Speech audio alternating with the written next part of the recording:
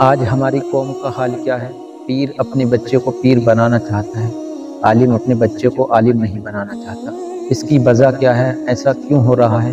آئیے سید امین القادری صاحب کے اس بیان کو سنتے ہیں۔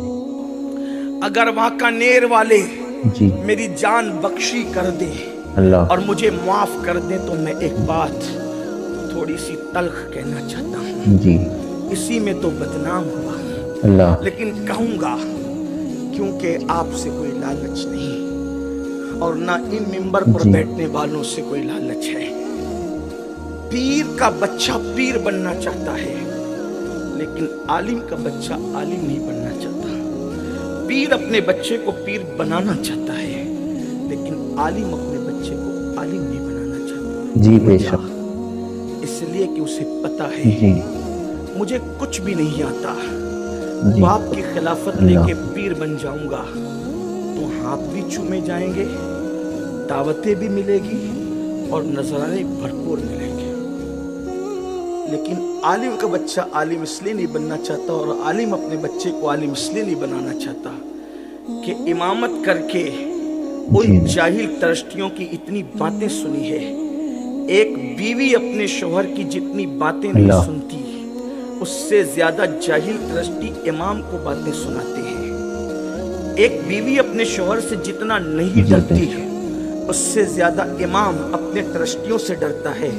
تو وہ سوچتا ہے اللہ کہ جب میں نے اتنا ظلم برداشت کیا تو میں اپنے بچوں کو اس ظلم کی آگ میں کیوں جھونکوں؟ اس لیے یہ معاملہ نہیں ہو رہا ہے۔ واللہ میں اللہ کی قسم کھا کے کہتا ہوں میں کسی پیر کا مخالف نہیں، جی بے اس لیے کہ میں کہیں ایک پیر رکھتا ہوں، ایک پیر سے تو مرید ہونے کا شرف حاصل ہے اور درجنوں پیر نے مجھے خلافت اپنے کرم سے دے رکھی ہے، جی اس لیے اتنے مشائخ رکھتا ہوں۔ پیروں کی بے ادبی کو میں گمراہی سمجھتا ہوں، سچے پیروں کی بے ادبی کو سوء خاتمہ کا میں ذریعہ سمجھتا ہوں، اس کا سبب سمجھتا ہوں۔ لیکن آپ سے پوچھتا ہوں اس کے قصوروار تم ہو تم کہ تم نے ان جاہلوں کو جن کو کلمہ پڑھنا بھی نہیں آتا ان کے ہاتھ تو چھومے، لیکن وہ علماء جو تمہاری بچے کے کان میں اذان سے لے کر تمہارے باپ کی نماز جنازہ تک پڑھاتے ہیں تم ان کے ہاتھ نہیں چھومتے، تم ان کو اوپر نہیں بٹھاتے، تم تو کہتے ہو یہ 2 کوڑی کا مولوی کیا جانے، لیکن جانتے ہو جس کو تم 2 کوڑی کا مولوی کہتے ہو اسی کو خدا اللہ والا کہتا ہے۔ آپ کیا سمجھتے ہو؟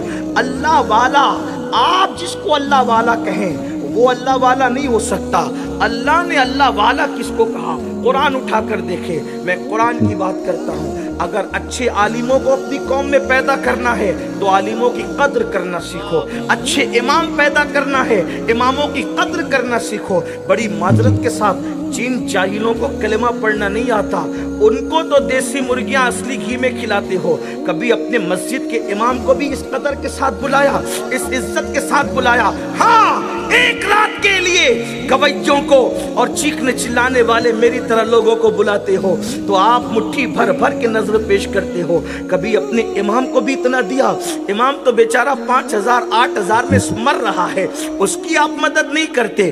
اگر ترشتیان کے دل چھوٹے ہیں تو کیا مسلمان یہ طے نہیں کر سکتے کہ میں جمعہ پڑھنے جاؤں گا تو اپنے امام کے ہاتھ میں حسب حیثیت 100 روپیہ رکھ سکتا ہوں تو 100، 50 رکھ سکتا ہوں تو 50، 500 رکھ سکتا ہوں تو 500۔ اگر ہر مقتدی امام کے ہاتھ میں جمعہ میں رکھیں تو جتنا اس کو مسجد سے ملتا ہے اس کو 10 گنا زیادہ اپنے مقتدیوں سے ملے گا، اور جب وہ خوشحال رہے گا تو وہ بھی چاہے گا کہ میں اپنے بچے کو اچھا امام بناؤں گا، اپنے بچے کو اچھا عالم بناؤں گا۔ لیکن میرے عزیز آپ ایسا نہیں کرتے تو ہمارے پاس اب اچھے عالم ختم ہو رہے ہیں، اچھے عالموں کا فقدان ہو رہا ہے، لوگ نہیں پڑھنا چاہتے، ماں باپ پڑھانا بھی نہیں چاہتے۔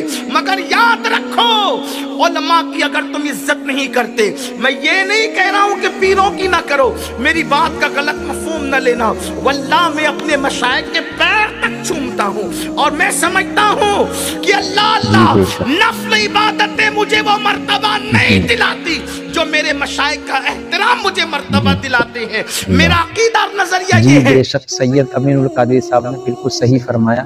آج ہماری قوم کا یہی حال ہے، آج ہم عالموں کی اماموں کی قدر نہیں کرتے، اس لیے عالم اپنے بچے کو عالم نہیں بنانا چاہتا۔ ویڈیو کو نصیحت کے لیے آگے شیئر ضرور کر دینا۔